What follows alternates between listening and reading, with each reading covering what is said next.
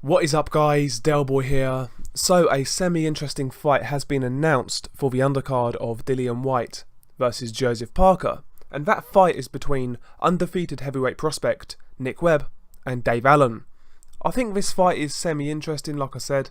I mean, Dave Allen is a guy who has a cult following in the UK.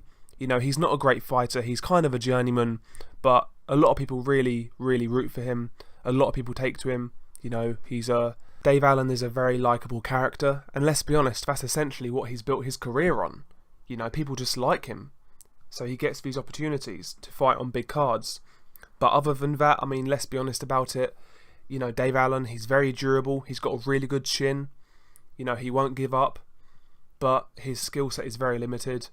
And not only that, a lot of the time, Dave Allen comes into the ring in bad shape.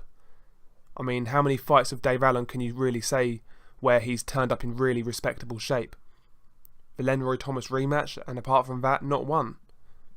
So, going into this fight, the first thing I think of is how well prepared is Dave Allen, considering this is only, 5 days notice. You know, I can't see him being in great shape at all. I have had a look on social media, and the pictures I've seen recently, he looks okay. But the thing is, pictures can be a bit deceiving. We'll see how he looks at the weigh-in. But, you know, his last fight was against Tony Yoka. That was only back in June, and he looked terrible against Tony Yoka. You know, he was in awful shape. He had a beer belly. You know, he really wasn't in good shape, and he wasn't in shape to give Tony Yoka any type of trouble. So I'm hoping Dave Allen turns up in shape, but I just can't see it, you know. I'm sure on fight night he'll give it a go, but, you know, I'm not really expecting too much from Dave Allen here. Also, on a side note, Dave Allen is actually saying this is going to be his last fight. I personally don't see that being the case, but we'll see what happens with that. In regards to Nick Webb, he is a prospect, but he's kind of unknown. Now, I have seen a little bit of Nick Webb. He seems to carry power. You know, I've seen him get a couple of good knockouts against journeymen. He's very aggressive, he comes forward, he'll throw these overhand shots, these clubbing hooks, he'll try and work the body. He's just a pure aggressive fighter, and his technique isn't refined. You know, his defense leaves a lot to be desired, but the sheer work rate, or not necessarily work rate, but the sheer aggression, the sheer enthusiasm, and the ambition of Nick Webb, I think will be too much for Dave Allen.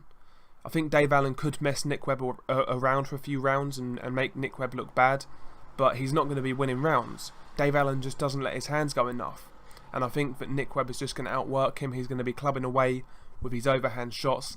Dave Allen is going to be taking them, but he's not going to be winning the rounds. And as the fight wears on, you know, Dave Allen's going to find himself behind on the scorecards, and he might get stopped late on, or he might just lose on points, I don't know. But I just can't see Dave Allen winning this fight.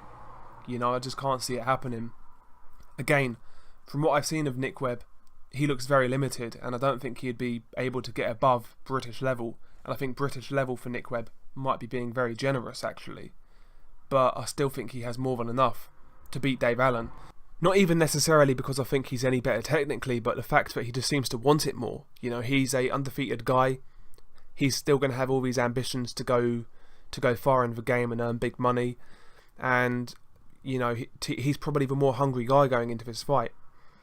So I can't really see Dave Allen pulling off an upset here.